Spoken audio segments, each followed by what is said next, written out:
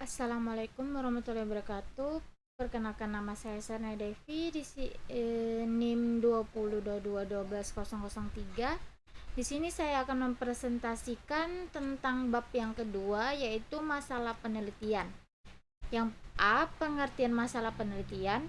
Masalah adalah sesuatu yang harus diselesaikan atau dipecahkan. Masalah penelitian adalah terjadinya sesuatu yang tidak sesuai dengan ketentuan yang telah ada.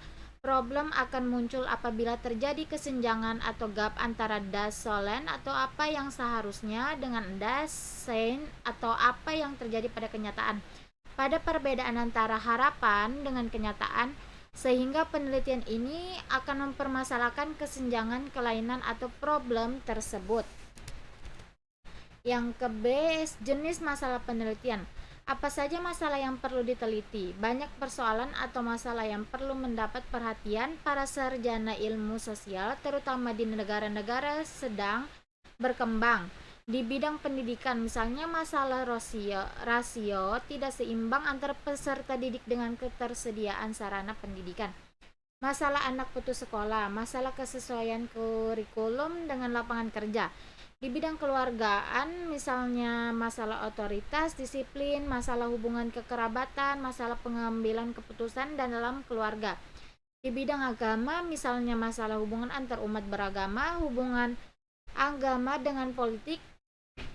Di bidang perekonomian, misalnya masalah industrialisasi, pemasaran, inflasi, modal, dan perusahaan asing. Masalah kependudukan, misalnya masalah kelahiran, keluarga berencana, masalah transmigrasi, urbanisasi, dan sebagainya. Masih sangat banyak masalah yang dapat diteliti yang bermanfaat bagi kehidupan umat manusia.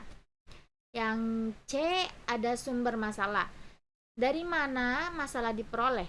Ada banyak sumber yang dapat dijadikan tempat untuk menemukan permasalahan penelitian. Antara lain adalah yang pertama, pengalaman di lingkungan pekerjaan. Orang yang bekerja sebagai penyuluh keluarga berencana akan banyak menemukan masalah. Yang kedua, laporan penelitian. Dalam laporan penelitian, lazimnya setelah data disajikan, dianalisis dan diinterpretasi, kemudian diajukan persoalan baru yang memerlukan penelitian lebih lanjut oleh peneliti lainnya. Yang ketiga, deduksi dari sebuah teori. Sebuah teori dapat dilahirkan masalah baru yang dapat dijadikan masalah penelitian, bukan teori yang dijadikan masalah. Akan tetapi masalah baru yang diangkat dari hasil deduksi suatu teori. Kebijakan-kebijakan instansi, lembaga atau organisasi. Kenaikan pangkat pegawai secara otomatis atau berdasarkan kredit poin dan pelaksanaan tugas. Misalnya dapat dijadikan sumber memunculkan masalah penelitian. Yang itu masih bagian yang C, sumber masalah. Itu ada juga selain sumber-sumber permasalahan tersebut di atas, masalah penelitian dapat juga diperoleh dari sumber berikut ini. Yang pertama, perpustakaan. Perpustakaan sebagai sumber belajar yang menyediakan buku, majalah, laporan koran, dan sebagainya merupakan sumber untuk menemukan masalah penelitian. Dengan membaca dan menelaah buku, majalah, dan laporan tersebut bisa diperoleh masalah yang menarik dan penting untuk diteliti. Yang kedua, berdasarkan perasaan atau intuisi peneliti. Mungkin menurut perasaan peneliti ada sesuatu yang perlu diteliti untuk menemukan jawaban yang ada di balik suatu masalah tersebut. Yang ketiga, pengamatan. Pengamatan terhadap suatu fenomena yang terjadi, misalnya ada anak yang memiliki kelahiran pada saat belajar di dalam kelas. Misalnya sering melihat keluarga keluar ruang, tetapi hasil belajarnya tinggi. Yang keempat, melalui pertemuan ilmiah seperti diskusi, seminar, simposium, dan sebagainya. Yang kelima, pernyataan seorang pemegang otoritas tentang sesuatu seperti pejabat pemerintah, gubernur, bupati, camat, lurah, dan sebagainya. Yang kedua, evaluasi masalah. Masalah yang telah ditentukan kemudian dievaluasi untuk kemudian ditetapkan sebagai sebuah masalah yang menjadi fokus penelitian.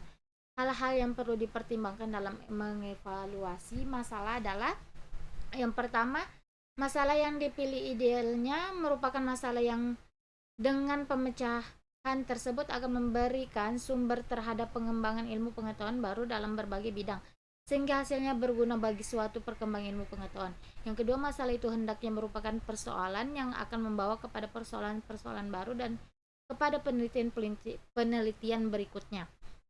Yang ketiga, masalah penelitian haruslah masalah yang dapat diteliti. Artinya dilihat dari beberapa aspek bahwa masalah tersebut dapat diteliti. Yang keempat, masalah yang akan diteliti haruslah sesuai dengan bidang dan kemampuan peneliti dan haruslah cocok dengan keadaan peneliti. Yang kelima, masalah yang akan diteliti benar-benar merupakan masalah yang menarik minat peneliti, sehingga timbul semangat yang kuat untuk melaksanakan penelitian. Yang keenam, secara akademik, masalah tersebut benar-benar dikuasai peneliti, artinya peneliti telah memiliki bekal teori dan metodologi yang cukup memadai. Yang ketujuh, waktu yang tersedia cukup memadai sehingga peneliti benar-benar dapat diselesaikan dengan baik, artinya tidak setengah-setengah. Yang merumuskan masalah penelitian.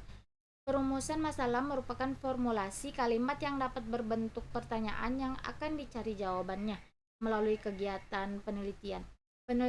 Pentingnya perumusan masalah ini untuk memperjelas hal-hal apa saja yang menjadi pertanyaan yang memerlukan jawaban, sebab dalam judul penelitian belum tergambar secara konkret hal apa saja yang akan dicari jawabannya dengan mengajukan pertanyaan. Oleh karena itu, dengan perumusan masalah penelitian akan menjadi sangat jelas apa yang ditanyakan dan apa yang akan diketahui sebagai jawaban dari pertanyaan tersebut. Yang F itu fokus penelitian. Ada 4 alternatif untuk menetapkan fokus penelitian menurut Spradley yang dikutip Senapiah Faisal, yaitu yang pertama, menetapkan fokus pada permasalahan yang disarankan oleh informan. Yang kedua, menetapkan fokus berdasarkan domain-domain tertentu atau organizing domain. Yang ketiga, menetapkan fokus yang memiliki niat temuan untuk mengembang ilmu pengetahuan dan teknologi. Yang keempat, itu ada menetapkan fokus berdasarkan permasalahan yang terkait dengan teori-teori yang sudah ada. Yang G, bentuk rumusan masalah penelitian. Rumusan masalah dalam penelitian adalah bentuk pertanyaan yang akan mengarahkan penelitian untuk mengumpulkan data di lapangan. Secara umum terdapat 3 untuk rumusan masalah penelitian, yaitu sebagai berikut. Yang pertama, rumusan masalah deskriptif adalah rumusan masalah yang mengarahkan penelitian untuk mengeksplorasi atau memotret situasi sosial yang akan diteliti secara menyeluruh, luas, dan mendalam. Yang kedua, rumusan masalah komparatif adalah rumusan masalah yang akan mengarahkan peneliti untuk membandingkan antara konteks sosial atau domain satu dibanding dengan domain lainnya. Yang ketiga, rumusan masalah asosiatif atau hubungan adalah rumusan masalah yang akan memadu peneliti untuk mengonstruksikan hubungan antara situasi sosial atau domain satu dengan yang lainnya. Rumusan masalah model ini dibagi dalam 3 macam, yaitu yang pertama, hubungan simetris adalah hubungan suatu gejala yang munculnya bersamaan sehingga bukan merupakan hubungan sebab akibat atau interaktif. Yang kedua, hubungan kausal adalah hubungan yang bersifat sebagai dan akibat, sebab dan akibat. Hubungan ini merupakan salah satu asumsi ilmu dalam metode kuantitatif. Segala sesuatu itu ada karena ada sebab. Oleh karena itu, dalam paradigma penelitian selalu ada variabel independen sebagai penyebab dan variabel dependen sebagai akibat. Yang ketiga, itu ada hubungan reciprokal adalah hubungan yang saling memengaruhi. Dalam penelitian kualitatif, hubungan yang diamati atau ditemukan adalah hubungan yang bersifat reciprokal atau interaktif. Sekian dan terima kasih. Kurang lebihnya bila ada salah. Assalamualaikum warahmatullahi wabarakatuh.